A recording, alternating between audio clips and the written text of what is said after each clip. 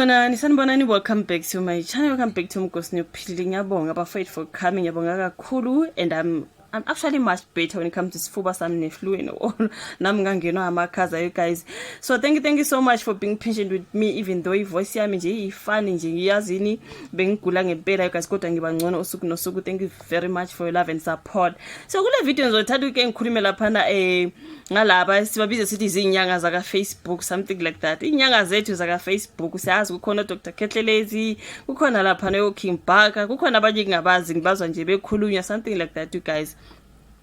Do you really think ukuthi labo baba laba, you guys, abazinyanga abaposta ka Facebook, ka TikTok, let me just say ka social media, ngabe ngempela izinto abasisharela zona, abasinikeza zona esizibona nje ziyenzika laphana, imali zonke abanye babamba imali ezingaka, angazi kwenzakala laphana, guys.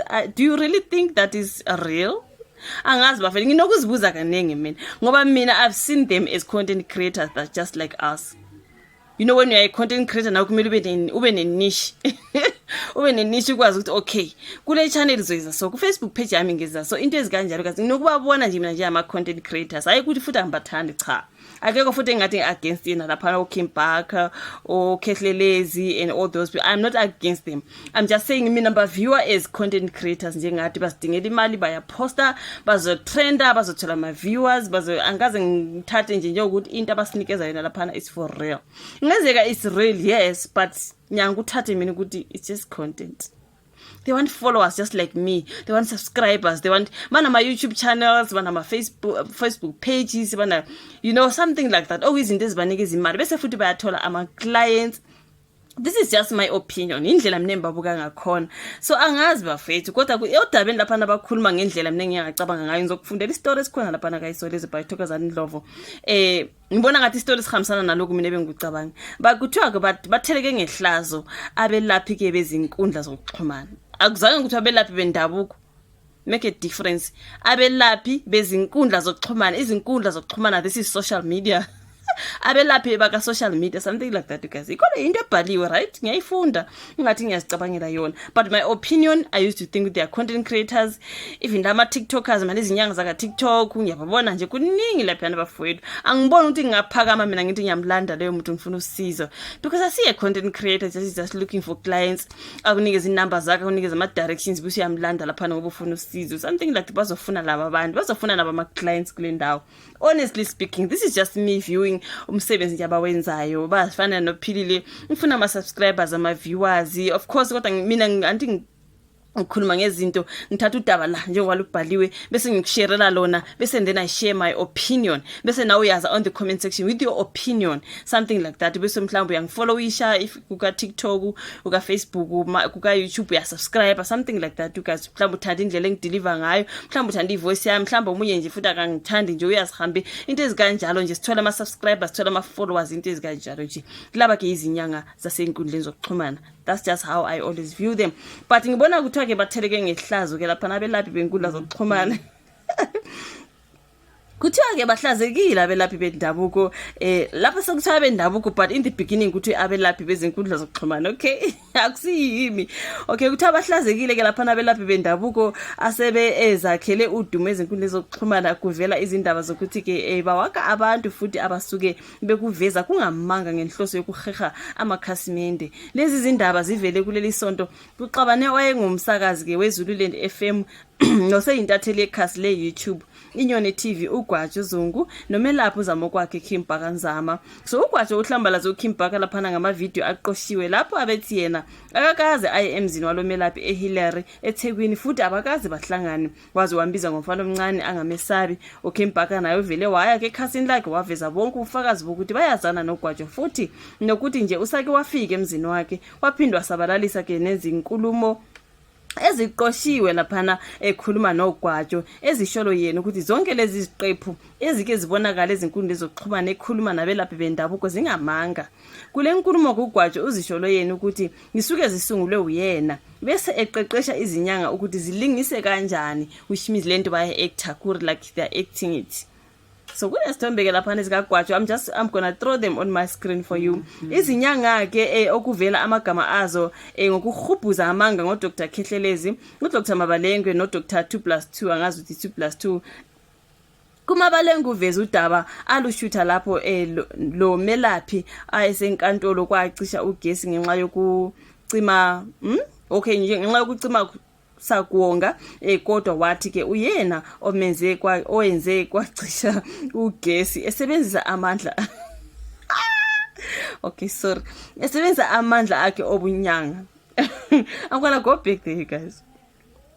Okay, kumabalengu uveze udaba alushutha lapho lo melaphi ayesenkantolo kwacisha ugesi ngenxa yokucima sakuwonga kodwa wathi uyena owenze kwacisha ugesi esebenzisa amandla akhe obunyanga. Lokho kuthiwa ke yinto abevele bayisungula nogwajo ngoba bebona kucima ugesi enkantolo. Kukhehleleze uveze ukuthi ngesikhathi kushutha ke lenyanga ithi ilanda imali emanzini kwakuyinto engekho eyayakhiwe futhi angeze ukhuluma ngezinto ababeze actor. Uze waveza ukuthi isiteshi se-online iReal TV eyayishutha ukhehlelezi ayikwazanga ukuhlunga ke kahle le video ukuze ikholakale. These are content creators. Uphinde waveza ukuthi nesimo salenyanga asisihle, isilahlekele amakhasimende ngoba kukhona ke asebebonile ukuthi ayikho lento yayo. Uthe kumanje nje isimo sayesinzima kwezezimali ize ifune ngisho nezilipho uma ithume umuntu esitolo ngoba ke isigadelo kisente eliphumayo. So ku 2+2 ke utheke isiqephu abasanda kusishutha ke lapho bekuvela khona ugwajo eyoxolisa ngenkomo ethi usenenkinga ngoba uxabene nalenyanga singamanga. Uthe nenkomo yokuxolisa bekuvele kungeyakhe ku 2+2 kuthintwa kuKimbaka ngenhloso yakhe yokusabalalisa lezi zindaba. Uthe akaxabene nogwajo kodwa uyena ongungqondo ekusunguleni izikeshi ku Facebook. Uzwile batheni izikeshi ku Facebook ukuze kudayiswe imikhiqizo yezinyanga ezikhohlisa abantu. Sukudala ngizixwayisa lezi zinyanga ukuthi zingadlali ngabantu. Ngigcine ngibonile ukuthi kungcono ngivele ukuthi kungcono ngivele ngiyiveze imikhuba yazo. Inkinga ukuthi lento eziyenzayo ilimaza igama lobunyanga bese kuba sengathi wonke umuntu wenza lento eziyenzayo kusho lapha noKimbaka. Kuthinta ugwajo ke uthe imlimaze kakhulu indaba yokuvela kwalezi zindaba.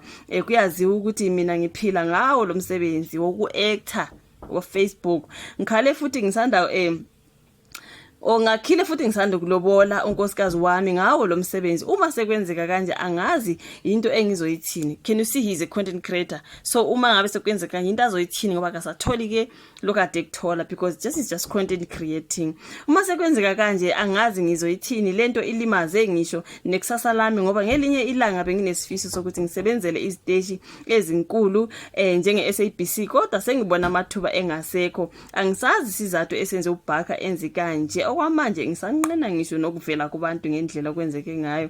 Ihlazo embarrassment and all that. You guys sebehlazana lapha sebekhuluma ukuthi they've been acting all these beposta nje. That's why ngithi mina ngikaze ngikuthembe angaze ngizitshela ukuthi ngelinye lamalanga ngaphaka impela ngithi ngenyangeni yaka Facebook never because angithi yabazi bathini bayazi actor lezi zinto. You guys bayazi actor bazipostela abantu. So for me that's not real, it's just content. Mabe actor lento akuyonenga ngempela bayenza nje bese bayayiposta. It's just for content, it's not real. Now ngeke ugijime futhi ngenyangeni oyibone ka Facebook isifunela ama client, isifunela ama followers, isifunela ama subscribers bafeta ke nisibeni serious ngempilo zethu she. So sebehlaza nalapha na you guys usethe omunye sengizophila ngani ke manje ngoba ihlazo seliphumelo bala ngithi bayakhuluma labathi batheleke ngehlazo abelaphi bezinkundla zokuxhumana.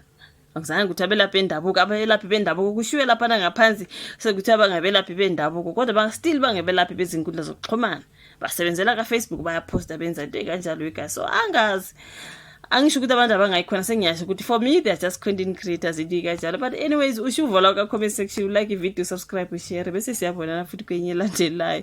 Bye.